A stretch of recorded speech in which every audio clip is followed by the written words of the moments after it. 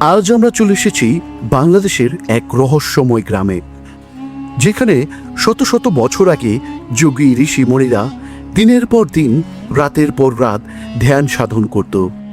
এই গ্রামে আছে নাকি এক রহস্যময় কূপ, যে কূপ নাকি বলে দিতে পারত মানুষের ভবিষ্যৎ, এমনকি আগামী প্রজন্ম কেমন হবে তাও।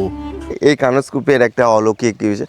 এখন যে জল নেই, তারপরও এই যে দেখতে পাচ্ছেন কত মানুষ এসে প্রত্যেক দিন মানুষে করে যায়, এবং যাদের পেটের ব্যথা হয়, পেটে অনেক চিকিৎসা করে ভালো হয় না, তারা পর্যন্ত এখানকার জল নিয়ে যে খেয়ে তারা সুস্থ হয়ে গিয়েছে। শুধু তাই নয়, এখানে আছে এক অলৌকিক পাথর, যে পাথর তুলে নিয়ে যাওয়ার চেষ্টা যারা করেছে তাদের সাথেই নাকি ঘটে গেছে অলৌকিক কিছু ঘটনা। এখানকার শিবলিঙ্গ তুলে নিয়ে গেছিল, তাদের পরিবারের মানে যে ক্ষতিটা হয়েছে সেটা বলার মতো নয়।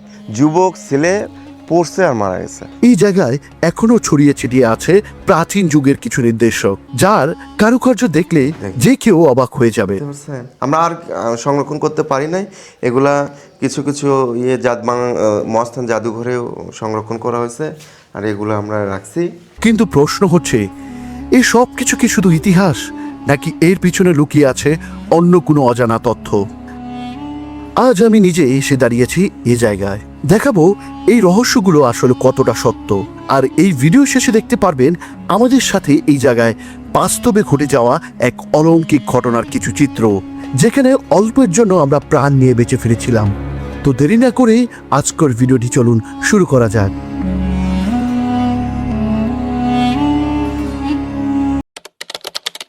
আজ আমরা যাত্রা শুরু করছি বগুড়ার প্রাণকেন্দ্র সাতমাথা মোড় থেকে।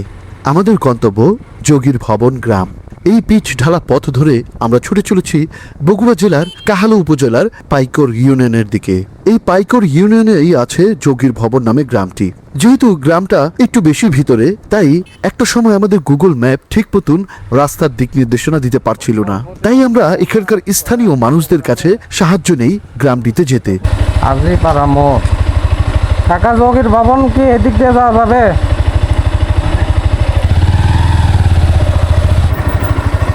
কাকা এটা তো যোগীর ভবন না? যোগীর ভবন তো এটাই, আরো সামনে ওই মন্দিরটা। মন্দির ওখানে, আর ওই যে একটা আছে না পদ্ম গোপা, ওইটা কোনটা? আর সামনে না? অবশেষে আমরা চলে আসলাম যোগীর ভবন গ্রামে। এই গ্রামটির নাম যোগীর ভবন হওয়ার কারণ, এখানে যুগ যুগ ধরে ঋষিমুনিরা এসে এই গ্রামে বা তারা তপস্যা ধ্যান করত, যজ্ঞ করত। তো ওইখান থেকেই এই গ্রামের নামকরণ করা হয়েছে যোগীর ভবন। যোগীদের বসবাস ছিল একটা সময় এখানে। গ্রামের পুকুরের পাশ ঘেঁষেই এক পুরনো মন্দির, যেখানে ঢুকতেই প্রথমে চোখে পড়ল একটি পুরনো কূপ, যেই কূপের আছে অলৌকিক শক্তি। এখানেই কিন্তু সেই রহস্যময় কূপটা যেটা আবিষ্কৃত হয়েছিল। জানা যায় এই কূপের আছে এক অলৌকিক শক্তি। এই কানস কূপ নাকি বলে দিতে পারত যে কারো পুত্র সন্তান হবে নাকি কন্যা সন্তান, এবং সন্তান হলেও তা কখন হবে তাও বলে দিতে পারত। এই কানস কূপ নিয়ে আছে মানুষের মনে অনেক বিশ্বাস। তো চলুন জেনে নেই এই কূপের শক্তির আসল ঘটনা। এই কানস কূপে যখন জল থাকতো, তো কানস কূপ, এটার নাম হয়েছে কানস কূপ। কি এটার রহস্য হচ্ছে কি, আমাদের এলাকায় শিং মাছকে কানস নামে সবাই বলে। সেই কানস এখানে যাদের সন্তান হয় না তারা এসে কি করে, এখানে খই দিত। আগে খই দিলে ওই শিং মাছ, যেটা বই পুষে শিং মাছ, ওই শিং মাছ উঠলে ওই খই যদি খায় তাহলে বুঝবেন যে আপনার পুত্র সন্তান হতো। আগে তো আর আলট্রাসোনোগ্রাম ছিল না, আর যদি ব্যাঙ উঠে যদি ওই খই খাইতো তাহলে কন্যা সন্তান হতো। এটা আর কোনো পৃথিবী উল্টে গেলেও এটার হতো না। আর যাদের সন্তান একটু দেরিতে হবে, তাহলে তখন দেখা যেত কি, খই দেওয়ার পরও কানস বা শিং কি হতো, একটু দেরি করে খাইতো। দেরি করে খাইলে বোঝা যেত যে কি সন্তান হবে, কিন্তু একটু দেরি হবে। এটাই এই কানস কূপের একটা অলৌকিক বিষয়। বর্তমানে কিন্তু আপনারা দেখতে পারবেন এখানে পানি কিন্তু নাই কূপের, এই কূপের পানি নাই। তো এখন আপনাদের প্রশ্ন হতেই পারে, এখন যারা মানত করে বা তারা কিভাবে সন্তান লাভ করে? এখানে তো পানি নেই যে পানিতে তারা মানত করে কোনো কিছু দিবে বা খই ছিটাবে। তো যেহেতু এই পানিটা কালের ক্রমে শুকিয়ে গেছে, তো ওইখানে আরেকটা কূপ আছে বা ছোট, ওইটার মধ্যে তারা কিন্তু এখন খই ফেলে। আর সবচেয়ে বড় কথা হচ্ছে মনের বিশ্বাস। দেখেন, বিশ্বাসে কারণে মানুষ এখানে আসে। এখনও পর্যন্ত হয়তোবা কিছুক্ষণ আগে কেউ এখানে সিঁদুর রেখে গেছে, খাবার রেখে গেছে। যদি জাস্ট একটু নিচের দিকে দেখেন, ওইখানেও দেখেন মানুষ অনেক কিছুই কিন্তু খই টই ফালাইছে, তারপর সিঁদুরের কৌটা। তো দেখতেই পাচ্ছেন যে মানুষের মনে আসলে বিশ্বাস এখনও কিন্তু এখানে কাজ করছে, এবং দূর দূরান্ত থেকে, এমনকি ভারতে গিয়েও যে চিকিৎসা করার পরও সন্তান লাভ করতে পারে নাই, এইখানে এসে মানত করার পর এবং এই কূপে খই ছিটানোর পরে কিন্তু তারা সন্তান লাভ করেছে। এই বিষয়টা সম্পর্কে অনেকেই জানেন না। এইরকম একটা জায়গা আমাদের বাংলাদেশের মধ্যেই আছে। কি একটা অবাক করা বিষয়, তাই না? এই কিছুদিন আগেই দুপচাচিয়া থেকে একটা পরিবার, তারা ইন্ডিয়া থেকে পর্যন্ত ঘুরে আসছিল, সন্তান হয় না পরে আমাদের এখানে মানুষে করে গিয়ে পুত্র সন্তান লাভ করছিল। এখানে এসে বাস নিয়ে এসে, ঢাক ঢোল নিয়ে এসে এখানে মুখে ভাত দিয়ে গেছে। এটাই হচ্ছে আমাদের এই কানস্কূপের একটা অলৌকিক সুপার ন্যাচারাল পাওয়ার আর কি, যেটা আমরা এই অত্র এলাকার হিন্দু তথা মুসলিম ধর্মের সকলে এটাকে মানে এবং বিশ্বাস করে। হিন্দু ধর্মাবলম্বীদের মতামত অনুযায়ী যুগ 4টি হয়ে থাকে। একটি সত্যযুগ, ত্রেতা যুগ, দাপর যুগ ও কলিযুগ। তো সত্যযুগ যেটা প্রথম ছিল, সর্বপ্রথম পৃথিবী সৃষ্টি হওয়ার পর, সেই সত্যযুগের আমলে এই মন্দিরগুলো নির্মিত হয়েছিল বলে ধারণা করা হয়। এবং এগুলো দিনের পর দিন যে হয়েছিল এরকমটা না, এটি হচ্ছে অলৌকিকভাবে একদিনে গড়ে ওঠা মন্দির। এই যোগীর ভবন যে দেখতে পাচ্ছেন, এই যে যোগীর ভবনের যজ্ঞ করার যে জায়গাগুলো, যারা সাধকরা বা ঋষিমুনিরা ধ্যান করতে আসতো, এগুলো কিন্তু আশ্চর্যজনকভাবে একদিনে গড়ে উঠেছিল এবং তারা এখানে এসে ধ্যান কিন্তু করত। আর ওইখান থেকে কিন্তু এই জায়গাটির নাম বা এই পুরো গ্রামটির নাম যোগীর ভবন গ্রাম হয়ে গেছে। আমি এখন বর্তমানে যে মন্দিরটির সামনে দিয়ে যাচ্ছি, এটাই হচ্ছে এই যোগীর ভবনের গ্রামের কালী মন্দির। আর এই মন্দিরটা যদি আপনারা খেয়াল করেন, এখন কিন্তু প্রায় বিলুপ্তির পথে। উপরে কিন্তু একটা স্বর্ণের কিছু ছিল, যেটা আমাদের এখান থেকে জানতে পারলাম, বাট সেটা কিন্তু এখন আর নেই। সেটা সময়ের ব্যবধানে এটা হারিয়ে ফেলেছে বা চুরি হয়ে গেছে। এখানে এই ভবনটার যে এখন বর্তমান অবস্থা দেখতে পাচ্ছেন, এই যে দেখেন, এখান থেকে কিন্তু এটা ভেঙে ফেলারও চেষ্টা করেছিল। এই নিদর্শনটা বা এই মন্দিরটা কিন্তু ভেঙে ফেলারও কিন্তু চেষ্টা হয়েছিল, বাট কালক্রমে এখন বর্তমানে এইটাকে সংস্কার করা হচ্ছে। ঠিক এই যে ইটের সাইজগুলো দেখেন, আগের যে সাইজগুলো ছিল ইটের, যদি আপনারা দেখেন, এই যে এই সাইজের ইটগুলো ঠিক সেম সাইজের ইট দিয়েই এখানে আবার পুনরায় সংস্কারের কাজ চলছে।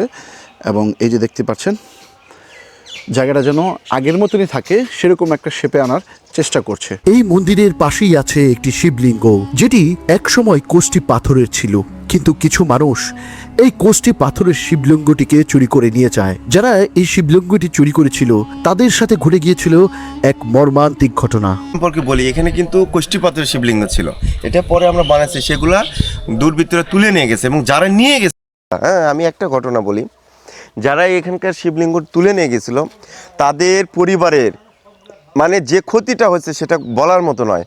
জুয়ান সন্তান, মানে যুবক ছেলে, যুবক ছেলে পড়ছে আর মারা গেছে। তাও ওরা কি করছে, ওটা আটকাতে পারেনি। ওদের বারবার বলছে যে আমাকে যেখান থেকে নিয়ে আসছিস, আমার দাদুর মুখে গল্প শুনছি, আমাকে সেখানে রেখে এখনও ভালো হচ্ছে না।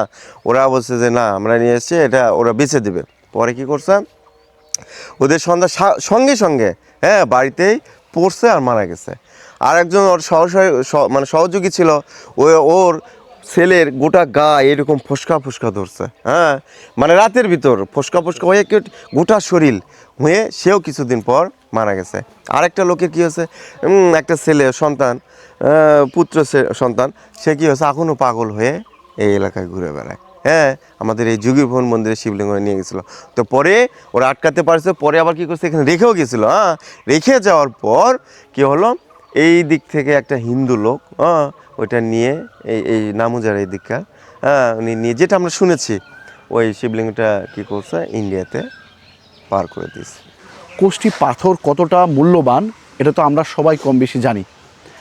এই কোষ্টি পাথরগুলো কিন্তু এখন কম বেশি বিভিন্ন স্বর্ণকার দোকানে দেখা যায়। এই কোষ্ঠী পাথরের মাধ্যমে কিন্তু বা এই কোষ্ঠী পাথরে ঘষে স্বর্ণ বা রূপা যাচাই করা হয়। সেই কোষ্ঠী পাথরের কিন্তু এই শিবের মূর্তিটা ছিল, কিন্তু এখন আর সেটা নেই। কিছুক্ষণ আগে কিন্তু এখানে ছিলাম, ভিডিও করছিলাম, আপনাদের দেখাচ্ছিলাম।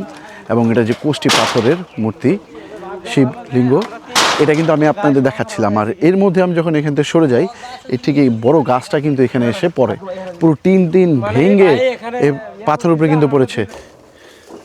ভগবান, এই গাছটা পুরোটা একদম উপরে পড়ছে, চিন্তা করছেন কত বড় গাছটা, এই রক্ষা। আমরা কিন্তু এখানে ছিলাম দাঁড়িয়ে একটু আগেও, ভগবানে বাঁচাইছে, দেখছেন? একটু হইলে ভাই আমার গায়ের উপরে পড়তো ও তো ইস রে।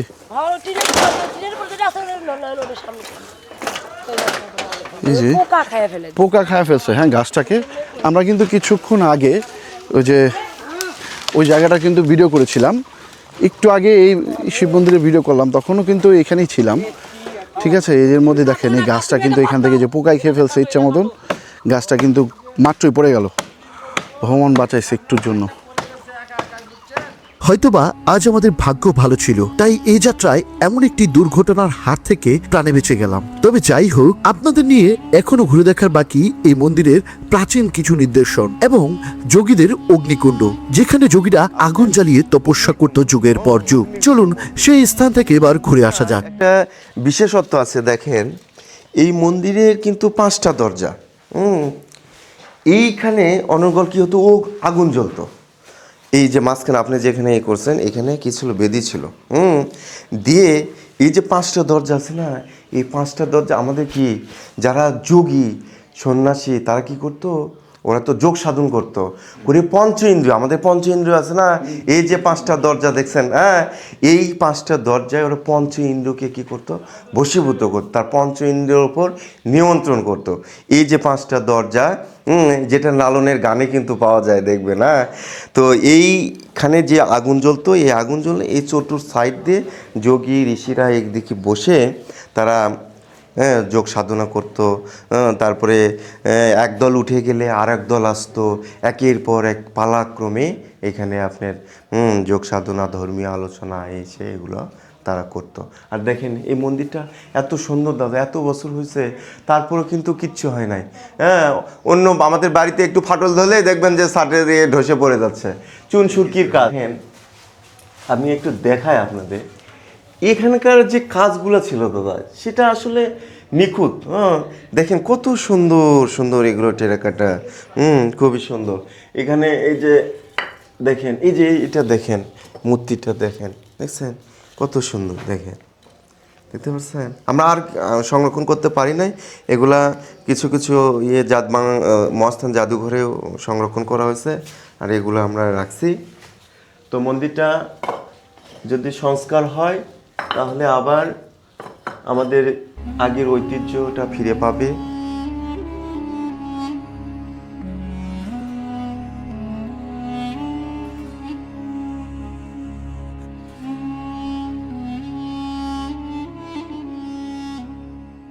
বেহুলা লক্ষিন্দরের কাহিনীও কিন্তু এইটার সাথে জড়িত আছে, এই কূপকে ঘিরে। ভাঙ্গা মন্দিরে যে মানুষ আসে তার একটাই উদ্দেশ্য হচ্ছে যে এই মন্দিরে বেহুলা লক্ষিন্দরের স্মৃতি জড়িয়ে আছে। আপনারা তো শুনছেন মনসা মঙ্গল কাব্যের আমাদের সর্পদেবী যে মনসা আছে, হ্যাঁ, উনি তাকে দংশন করেছিল লক্ষিন্দরকে। সেই লক্ষিন্দরকে বাঁচানোর জন্য সতী সাবিত্রী বেহুলা কী করেছিল, কলার ভেলাতে করে এই দিক দিয়ে, যে আপনারা দেখতে পাচ্ছেন এই দিক দিয়ে নদী ছিল, হ্যাঁ, ওই পাশে এখনও নদীর মতো বড় বড় দিঘি আছে, নিচু জায়গা আছে, ওই দিক দিয়ে এসে এইখানে তার ভেলা আটকেছিল। আটকানোর পর এখানেও যে নিতাই ধোপানি নামে আমাদের যে মনসামঙ্গল কাব্যে দেখা যায়, উনি ওনার সন্তানকে কি করছে, ঘুমিয়ে রেখে মানে কাপড় কাচতেছিল। তো তখন বেহুলা যখন এখানে ভেলা আটকে, তখন দেখে যে ওই নিতাই ধূপানি তার সন্তানকে এরকম জল ছিটে দিয়ে জীবিত করতেছে। ওটা দেখে উনি আর কি একটু অ্যাস্টনেস্ট হয়ে যায় যে একটা মৃত্যু সন্তানকে জীবিত করছে। আসলে ঘটনা তা নয়, ওই নিতাই ধোপানির সন্তানটা ছিল দুষ্ট, ওই জন্য উনি তাকে মন্ত্র দ্বারা ঘুমিয়ে রেখে আবার ওই জল ছিটিয়ে দিয়ে জীবিত করতো। তো এটা দেখে উনি বললো যে মা, আমার স্বামীকে তো সর্পদেবী মনসা দংশন করে মেরে ফেলছে, তো আমি আমার এই মৃত স্বামীকে নিয়ে তার প্রাণ বাঁচানোর জন্য, তাকে আবার জীবিত করার জন্য আমি আসছি।